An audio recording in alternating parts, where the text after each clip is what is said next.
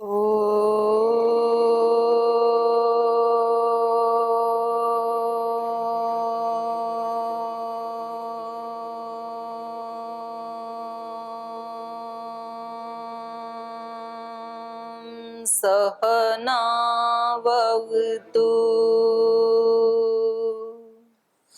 सहनौ भुनक्तु सह वीर्यं करवावहै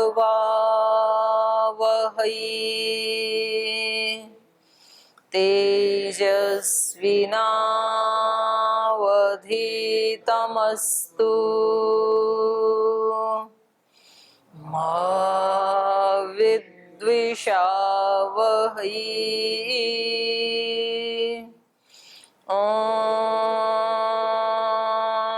व्रतानां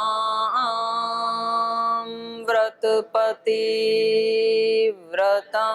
चरिष्यामि तच्छकेयं तन्मे राध्यताम् इदमहमनृतात् सत्यमुपैमि। ॐ शान्ति शान्ति शान्तिः।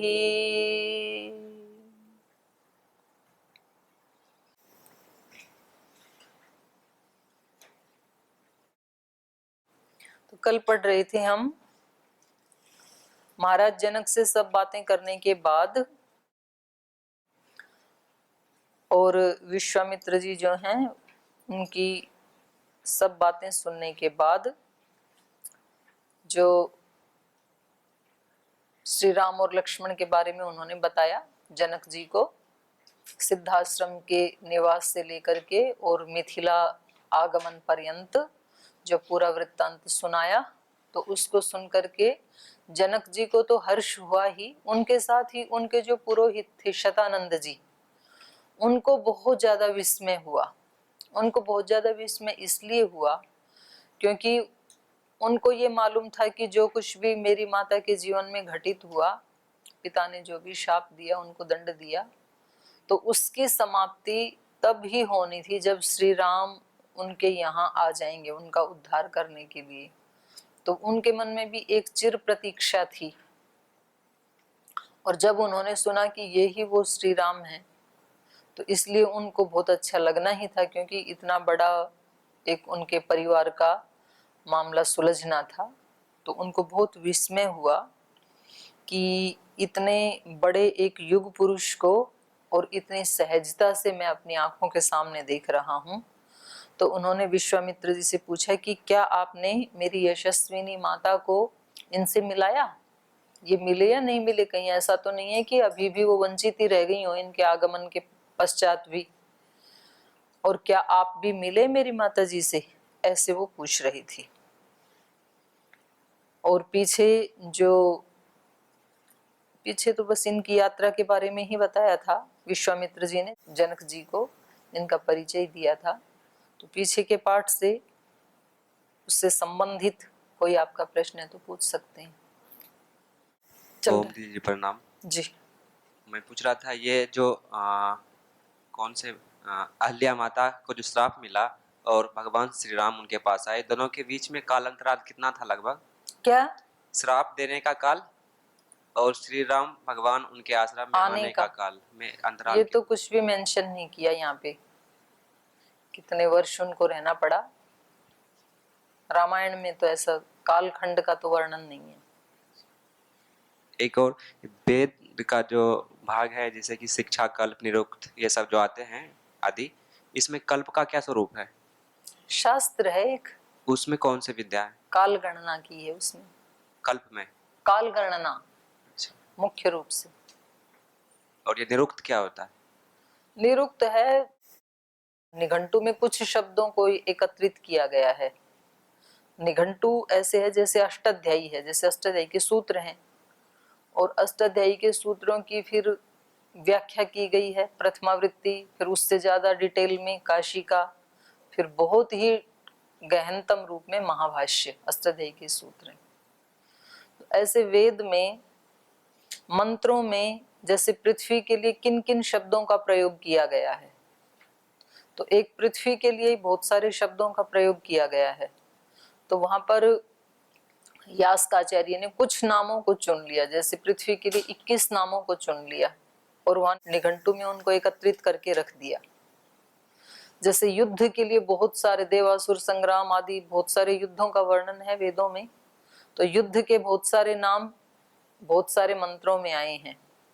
तो उनमें से 70 या 80, जो भी मेरे को ठीक से एग्जैक्ट याद नहीं है, तो इतने नाम एकत्रित करके वहां उनको रख दिया।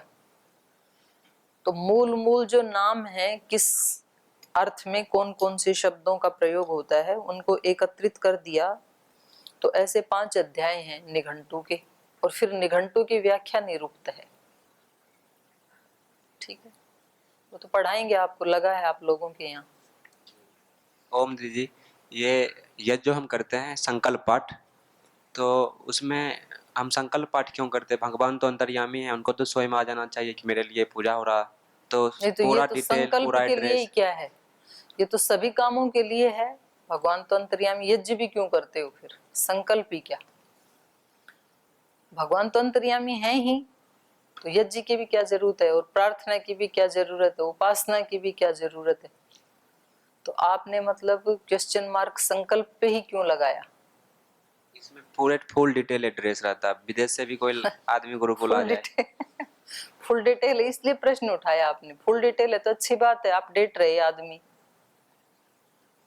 पूरा अपना 1 मिनट में ही पूरा इतिहास पीछे का पता लग जाता है और वर्तमान में आ जाता है कि कितना पुराना हमारा इतिहास है, कितने लोग हुए इसमें, और कैसे परंपरा से यहाँ तक हमारे को ये बताया गया। तो ये तो अच्छी बात है, फुल डिटेल 1 मिनट में पता लग जाए तो इससे अच्छा और क्या होगा भाई।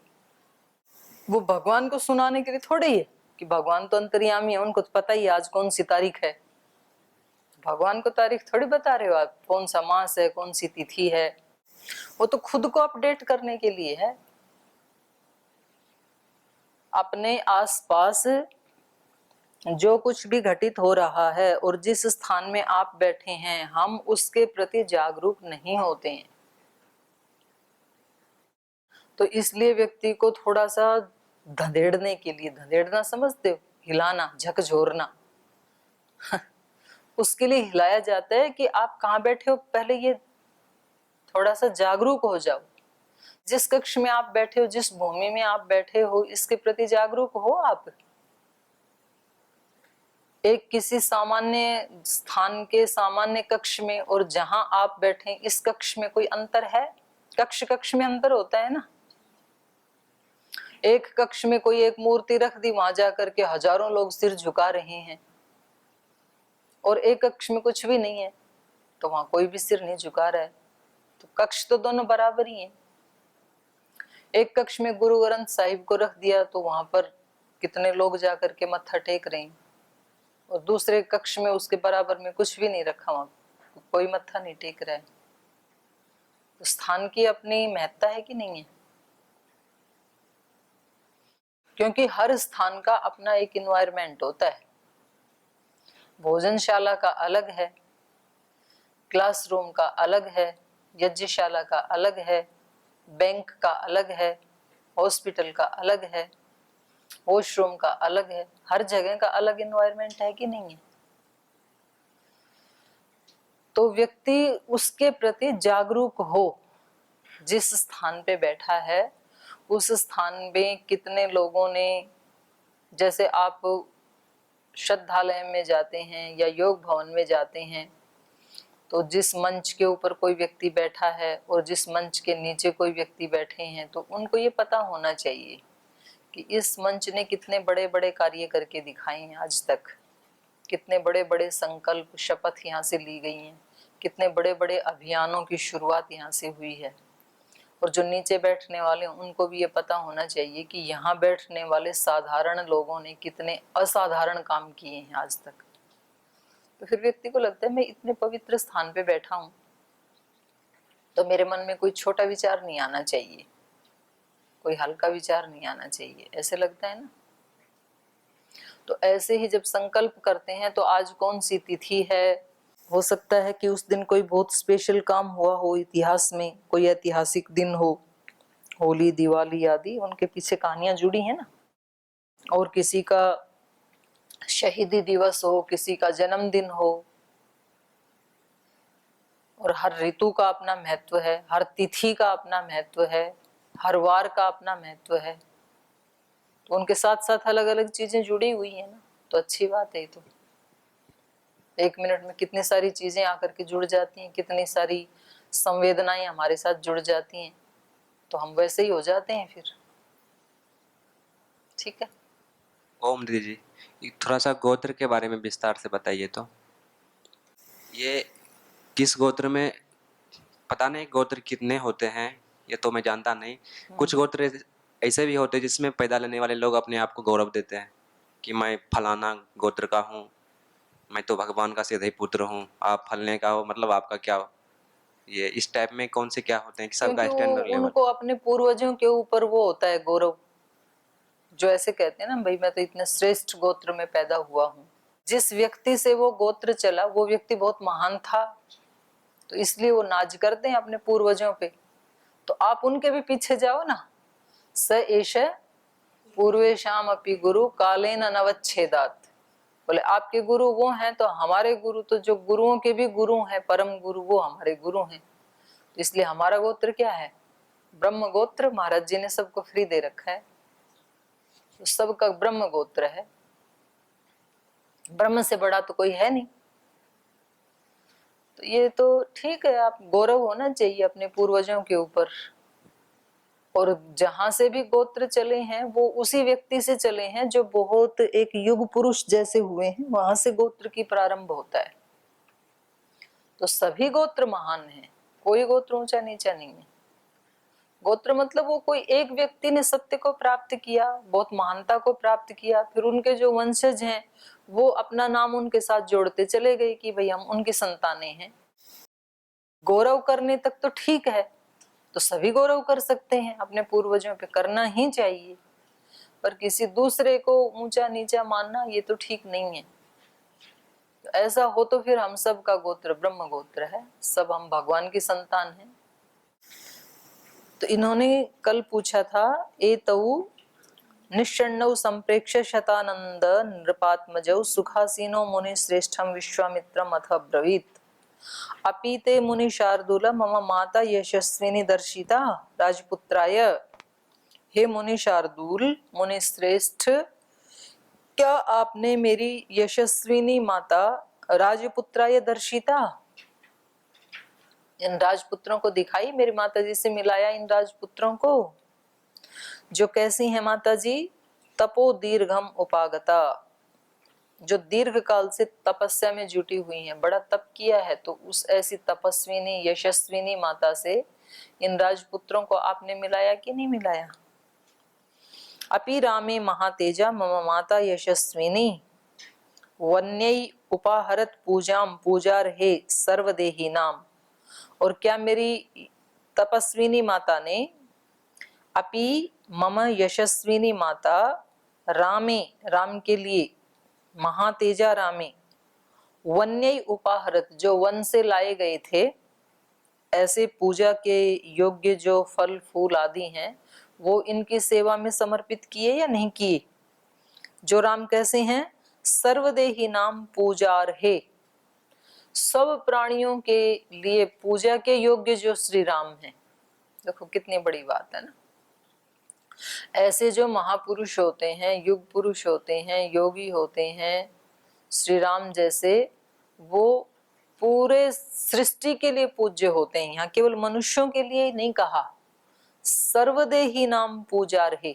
तो आप मानव देव को प्राप्त करके किसी आत्मा की ऊंचाइयों को देखो कि कहां तक वो व्यक्ति अपनी शक्तियों का विस्तार कर सकता है। वो केवल मनुष्यों के लिए ही नहीं बल्कि सब प्राणियों के लिए पूजा के योग्य हो सकता है। ये सीमा है इस मनुष्य की अच्छाइयों की।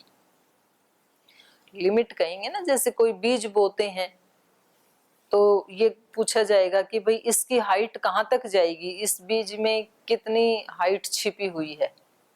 उसी सीमा को देख करके लोग बीजारोपण करते हैं। कोई गेहूं का, बाजरे का बीज बोते हैं तो भी इसकी हाइट कितनी होगी ताकि भूसा खूब सारा मिले। कोई आम का वृक्ष लगाते हैं, वट वृक्ष लगाते हैं, तो बीज में हाइट छिपी होती है ना कि कहाँ तक जाएगा।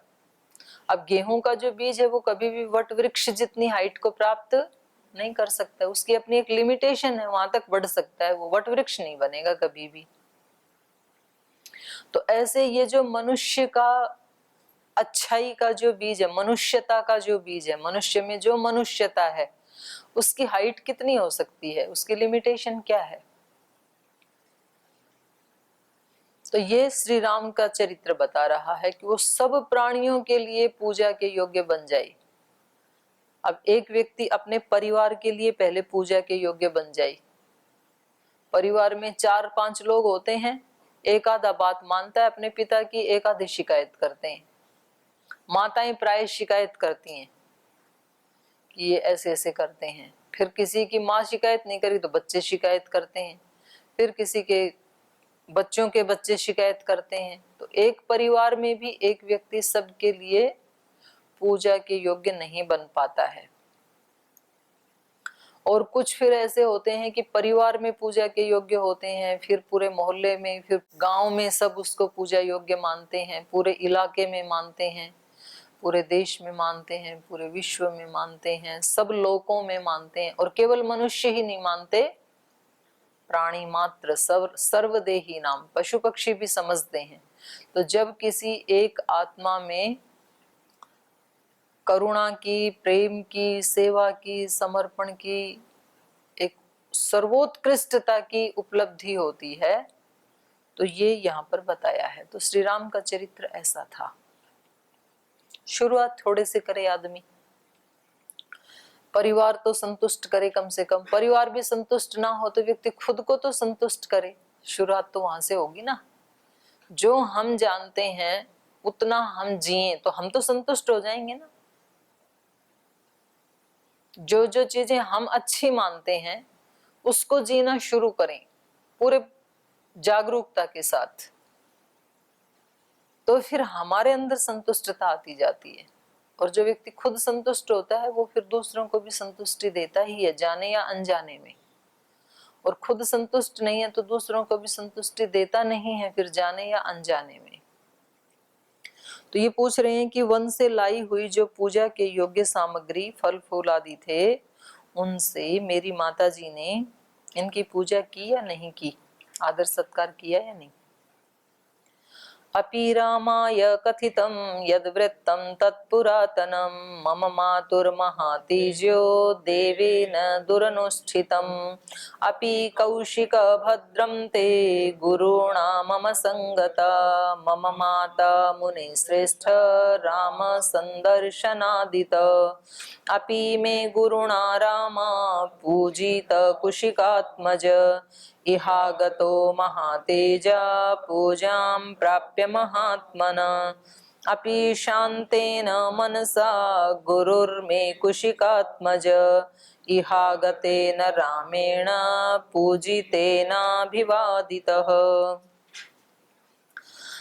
अपि रामाय कथितं यद् वृत्तं तत्पुरातनं मम मातु महातेजो देवेन दुर्निष्ठितम्। और कह रहे हैं कि देवेन दुर्निष्ठितम, देव भगवान के उससे विधान से या देवों के दुर्निष्ठा से, देवों की भूल से। यहाँ पर एक वचन ही है, देवों की नहीं, देव की, अर्थात इंद्रदेव की, इंद्रदेव की दुर्निष्ठा से मम मातु महातेज, जो मेरी महातेजस्विनी माता थी, उनके साथ यद पुरातनम वृत्तम, जो पुराना वृत्तांत, जो दुर्घटना घटित हो गई थी, तत् रामाय कथितम, वो सब आपने श्री राम को बताया क्या। मेरी माता जी के साथ जो दुर्घटना घटित हो गई थी किसी एक देवता को लेकर के, तो क्या वो पुराना वृत्तांत आपने श्री राम के सामने निवेदित किया, बताया। अपि कौशिक भद्रं ते गुरुणा मम संगता मम माता मुनि श्रेष्ठ राम संदर्शनाद आदित। तो पूछ रहे हैं कौशिक भद्रम ते मुनि श्रेष्ठ, हे श्रेष्ठ मुनि, भद्रम ते आपका कल्याण हो,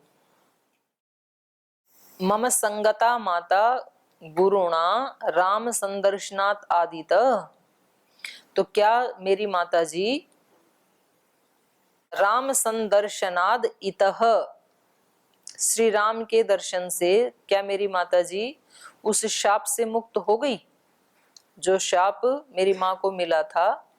हे मुनि श्रेष्ठ आपका कल्याण हो, क्योंकि उनको शाप यहाँ तक ही मिला था कि जब श्री राम के दर्शन होंगे तो आप शाप से मुक्त हो जाएंगी। और वो शाप किससे मिला था उनको? इनके गुरु हैं वो और इनके पिता भी हैं।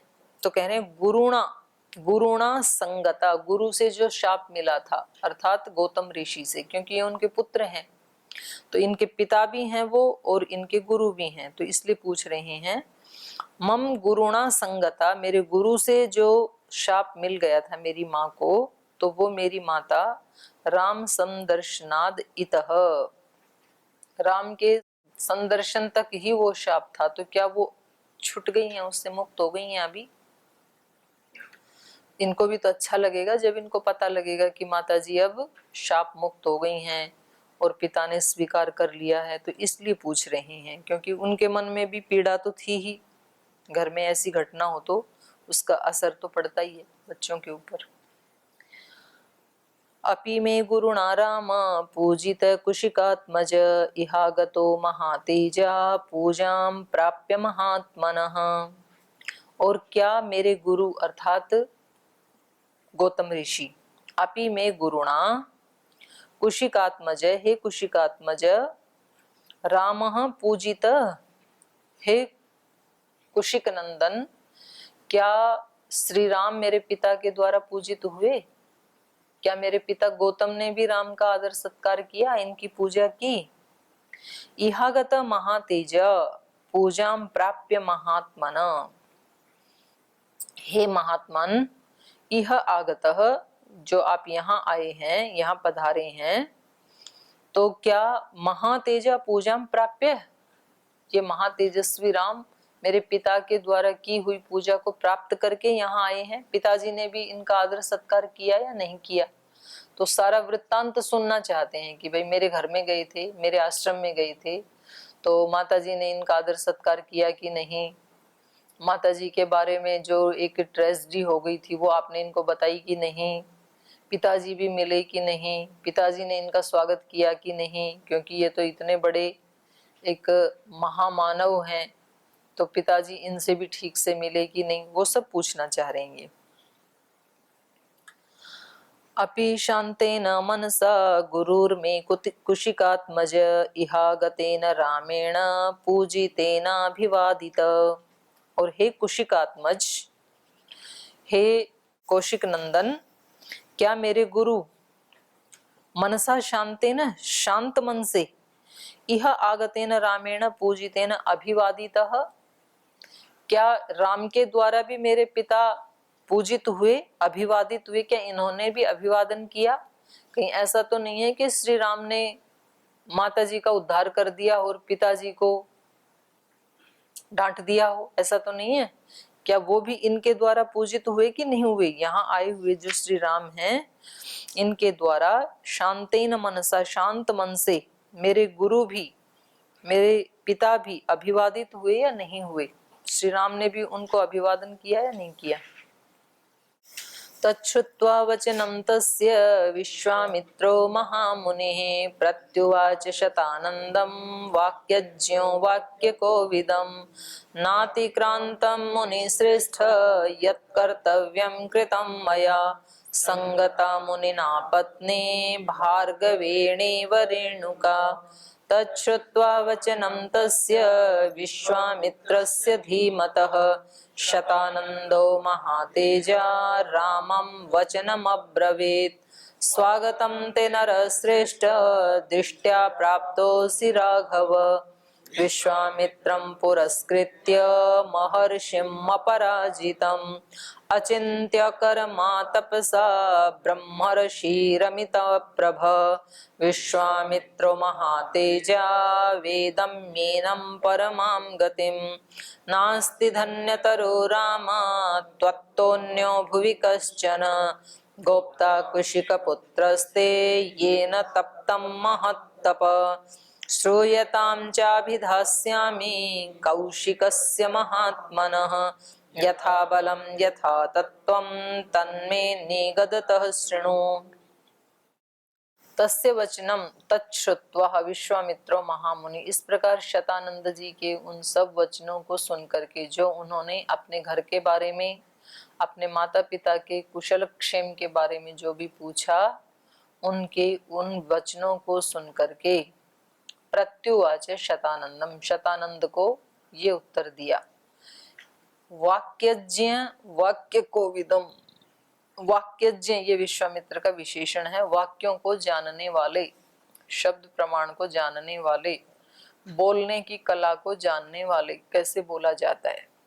तो ऐसे जो वाक्यज्ञ थे विश्वामित्र महामुनि, उन्होंने शतानंद को, और शतानंद भी कैसे हैं, वाक्य कोविदम, वो भी वाक्यों को जानने वाले हैं।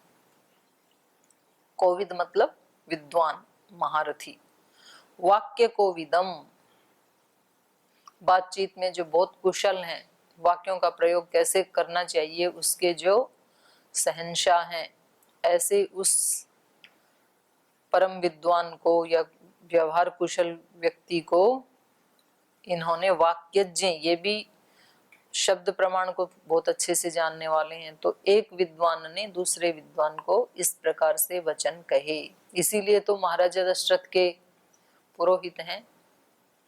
व्यवहार बहुत बड़ी चीज है, शब्दों का बहुत प्रभाव पड़ता है। कोई व्यक्ति कितना भी धनवान, गुणवान, विद्वान, शीलवान, बलवान, विज्ञानवान कितना भी हो, पर यदि वो उसका प्रयोग नहीं करता है व्यवहार में, तो फिर उसके कार्य सफल नहीं होते हैं। और कोई कम जानने वाला भी है, लेकिन जितना जानता है उतना अपने व्यवहार में प्रयोग कर लेता है, तो फिर वो आगे बढ़ता चला जाता है। ये भी बहुत बड़ी चीज है। एक लोक व्यवहार जो है ना, ये भी बहुत बड़ी चीज है, छोटी नहीं है ये। तो यहाँ पर ये दोनों जो इनके विशेषण दिए हैं, विश्वामित्र के भी और शतानंद जी के भी। एक को कहा वाक्यज्ञ, तो व्यक्ति को वाक्यज्ञ भी होना चाहिए। कैसे बोलना, बोलने की कला का भी पता होना चाहिए। शब्दों का ही तो सारा खेल है संसार में। एक व्यक्ति के शब्दों से बिल्कुल बिगड़ा हुआ काम एकदम से सुधर जाता है, लोग खड़े हो जाते हैं उसकी बात सुनने के लिए। और एक व्यक्ति के वाक्यों से बना बनाया काम बिगड़ जाता है। फिर इन्होंने ऐसे बोल दिया, अब खत्म बस बात। ये सीखने जैसी ही चीजें हैं। तो रामायण हर श्लोक में कुछ ना कुछ तो सिखाती ही है। तो इन्होंने जो ये भाषा को जानते थे, भाषाविद थे, बोलने में कुशल थे, ऐसे विश्वामित्र मुनि ने कहा, नातिक्रांतम मुनि श्रेष्ठ यत् कर्तव्यम कृतम मया। कह रहे हैं कि मुनि श्रेष्ठ, यहाँ पर इन्होंने जो हिंदी में अर्थ किया है, ये तो उनके शतानंद के लिए इन्होंने संबोधन किया है।